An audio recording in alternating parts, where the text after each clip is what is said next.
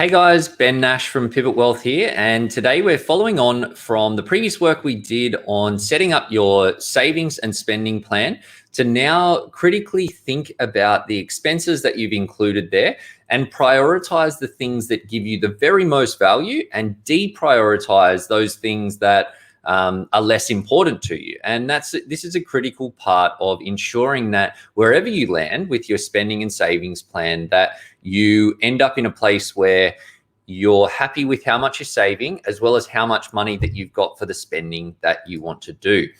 Now, everyone's priorities are different here. There is no one right way to approach this because for some people, their personal trainer is one of their most important expenses. For others, it's eating out or travel or any number of other things. What is important here is really what you value most, and ensuring that whatever you choose to do with your spending allocation, that you're happy with how much you've got left over for saving.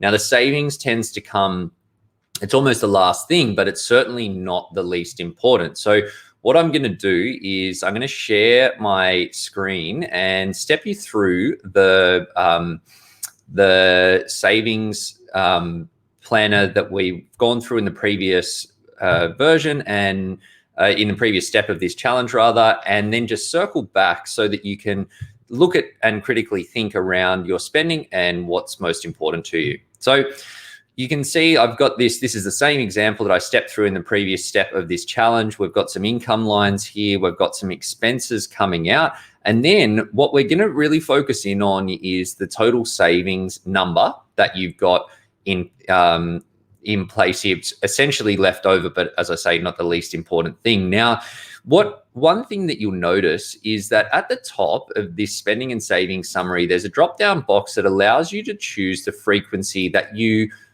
want, the way that you think about things, essentially. So if you prefer to look at this on a monthly basis or an annual basis, then you change, and then the results will be shown to you in that same format.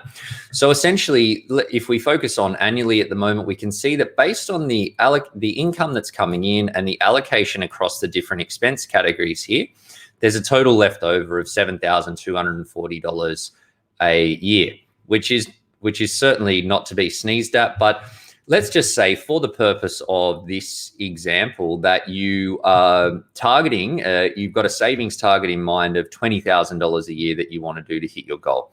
Now, that's all possible based on the inputs that are here, but what it's going to require is us, if the $20,000 target is the most important thing, then we just need to adjust the priorities here to ensure that we're able to work towards that amount. So you'll notice that when you go through, and by now you would have listed out all of your expense categories here, there are some things that you can't really change. We've got your mortgage expenses in this example. Now, you're not going to be able to just reduce your mortgage just because you want to, as nice as that would be. But other things you may be able to adjust more. So these tend to be fixed costs. You might say, well, home maintenance and repairs, maybe we're being a bit conservative. Maybe we can get that number down to $1,500 a quarter, or maybe it's lower. It, again, depends on what you want to do. You need to make sure that you're going to have enough money to do what it is, but you also choose the numbers that you think make the most sense and the ones that you're happy to work towards moving forward.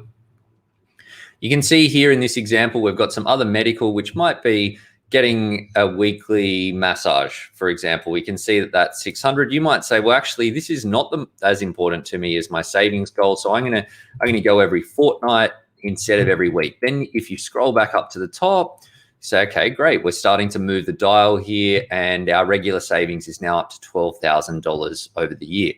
Then we go through supermarket. You've got $400 a week. You might say, oh, actually, maybe I can slightly reduce that to a target. Obviously, you need to eat, but how much you spend is a choice. $350 a week is fair. Fruit and veg, okay, maybe we can cut that down to $750 a month, for example. Other food and grocery, maybe that needs to stay as is. Maybe you got something specific in mind. Uber, maybe I can catch public transport, or get my steps up.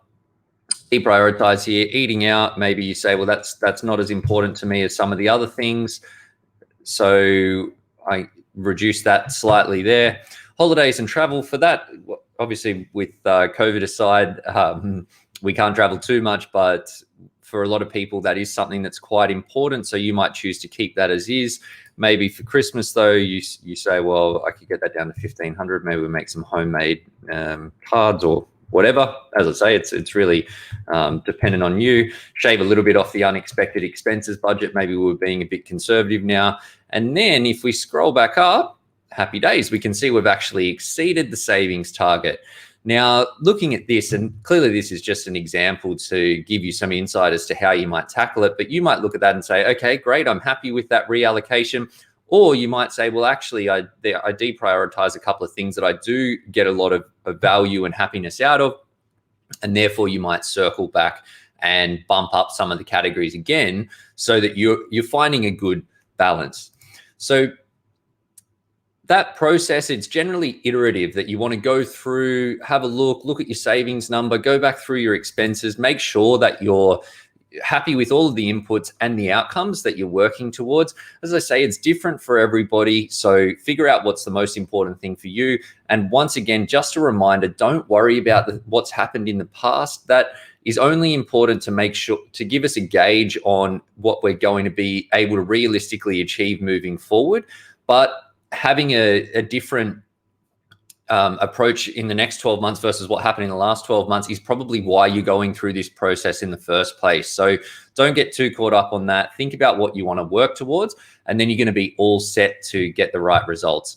Next up, we're going to get into how we make this work in practice. So take your time. Once you're happy with the allocations that you've got, you're going to be all set to have a spending plan that helps you to spend money on the things that you want to, guilt-free, while you hit your savings target. So I hope you found that one helpful.